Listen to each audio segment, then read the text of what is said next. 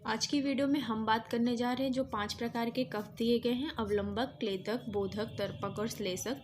इनके स्थान कहाँ कहाँ हैं और ये क्या क्या कार्य करते हैं उन स्थानों पे रहते हुए। सबसे पहले है आपका अवलंबक कफ। तो अवलंबक कफ का जो स्थान है वह उरह प्रदेश में है, यानी हमारा जो थोरेसिक रीजन है या हमारी जो छाती वाला एरिया है वहाँ पे क्या रहता है, अवलंबक कफ रहता है। अब वहाँ पे रहते हुए वो क्या क्या कार्य करेगा, तो सबसे पहले बोला है त्रिकस्य स्ववीर्यते, अपने वीर्य से त्रिक प्रदेश को, हृदयस्य च अन्य, हृदयस्य अन्य वीर्यस्य च, और हृदय का अन्य वीर से, अन्य के वीर्य से यानी अन्य की जो शक्ति है उससे, प्लस अपनी जो शक्ति यानी अवलंबक कफ की जो वीर्य है यानी जो पोटेंशिया जो शक्ति है उसके थ्रू ये उनका अवलंबन करता है, यानी कि उनके कार्यों में सहायता देता है। और क्या करता है, और क्या करेगा, ये छाती में रहता हुआ, ये जो हृदय मतलब अपनी जो थोरेसिक रीजन बताया गया है वहाँ पे रहता हुआ जली कार्यों से, अम्बुकर्मणा कफ धमन्याम च शेषाणाम यत करोत्य अवलंबकम, तो वहाँ पे रहता हुआ जली कार्यों से शेष कफ के जो स्थान बताए गए हैं वहाँ का ये अवलंबन करता है, यानी कि उनके कार्यों में भी ये हेल्प करता है। तो किसका कार्य है, अवलंबक कफ का है। ठीक है, उसके बाद करते हैं हम क्लेदक कफ का। क्लेदक के नाम से आपको क्या लग रहा है, क्लिनित करना यानी कि गीला करना। तो ये क्या, इसका स्थान कहाँ होगा, अब इसका स्थान है अमाशय में, तो ये अमाशय में रहता है।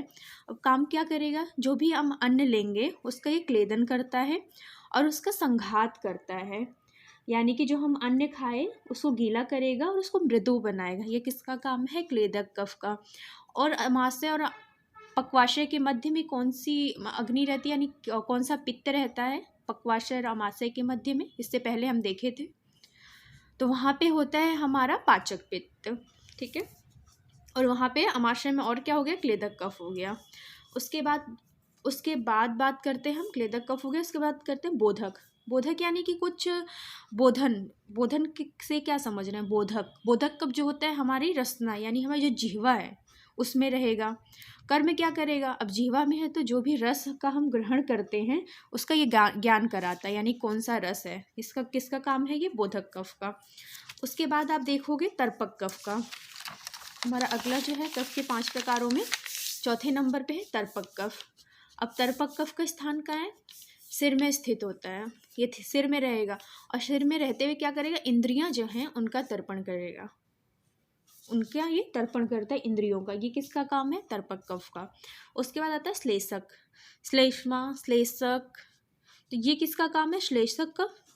तो ये हो जाएगा श्लेषक श्लेष्मा, ऐसे पूछ सकता है। तो श्लेषक कफ कहाँ पे होता है, हमें जो संधियाँ होती है ना, जो साइनोवियल फ्लूइड है उससे कोरिलेट करोगे श्लेषक कफ को।